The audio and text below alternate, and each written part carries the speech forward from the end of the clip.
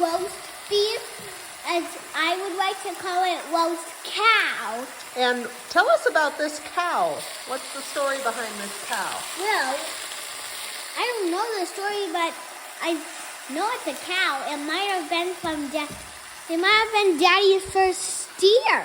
It was Daddy's first steer. So William has been building a small herd so that we can harvest one steer a year and send the rest off to auction to support the feed costs for everybody and butchering and all of that. So we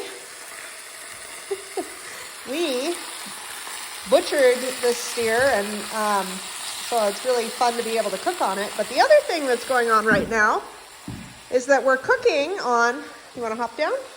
We're cooking on our Vermont Castings Wood stove. our Defiant wood stove. William just put the warming racks on yesterday. You can see that there's a bit different color than the rest of it. I'm not worried at all about the discoloration on the top here. That's just because it was a construction site while this was in place. One thing I did learn is that when you're cooking on a wood stove, you have to shield the pipe from the grease splatter. So just some kind of cheapo aluminum foil will do the trick there, and that'll help protect it without hindering any airflow or anything like that. So I just set that up around there. And now we're gonna brown this. Boy, that sounds yummy. Clara helped me season it. So that is just what we're doing here today. I will say, cooking on this, some things that we've noticed. This is a griddle. You'll notice there's a groove in the griddle. Theoretically, you're supposed to be able to cook directly on that. I tried that one time, and it was kind of a mess. I mean, stuff went everywhere. So I would say, depending on what you're cooking, that might work really well. Like if you're gonna make a grilled cheese sandwich, I can see that working out really well.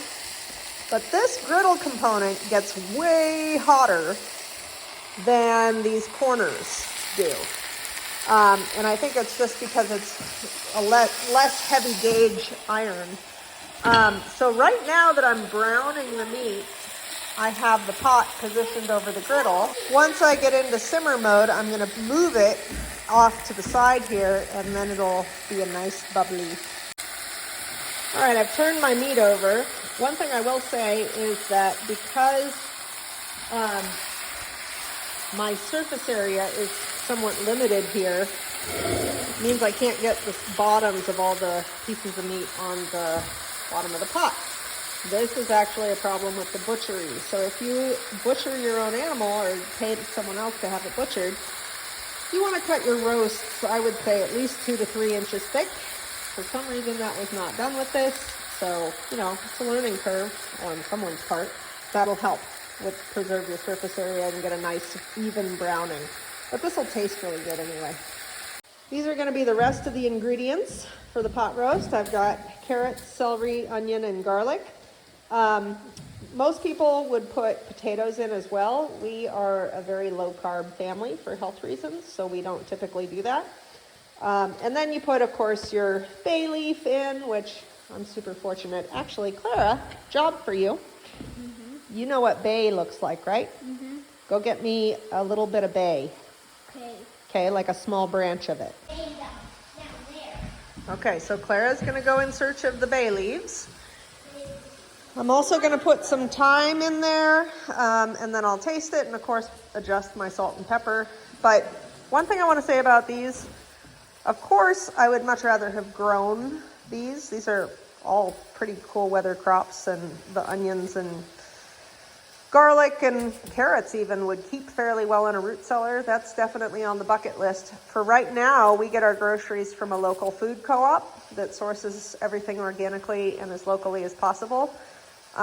Check it out in your area, see if that exists. It is the best thing ever. 2, 3, 4, I'm taking another. Okay, so this is our bay, and we're okay, you got to support the branch. I'm trying. No, okay, that was close. You want to support it as close to the leaf as possible, okay? So you're really only moving the leaf that you're picking. That's 6. That's okay. They're small. Okay, so this is a bay tree here in Northern California, and they are pretty awesome to keep around in moderation. They are useful when you're cooking, which is what we're doing right now, but they also are a nice pollinator attractant with those pretty little yellow flowers. And squirrels love them. They have nuts. I've read that you can actually use the bay nuts as a coffee substitute. I have not tried that. The other thing that's useful about bay trees is that they are a water indicator. So the amount of bay trees that we had here on our property helped us really understand that we had quite a bit of water here. So much. All right, come on, let's put that in the pot roast. Yeah. Okay, so now I've added my chopped veggies, and if you hear, it's actually produced quite a bit of its own liquid. Probably not enough to fully sustain it, and I don't want it to scorch on the bottom, so I've got, I don't know, maybe 3/4 of a cup of water here. I'm actually not even going to put all of that water in, maybe a 1/2 cup.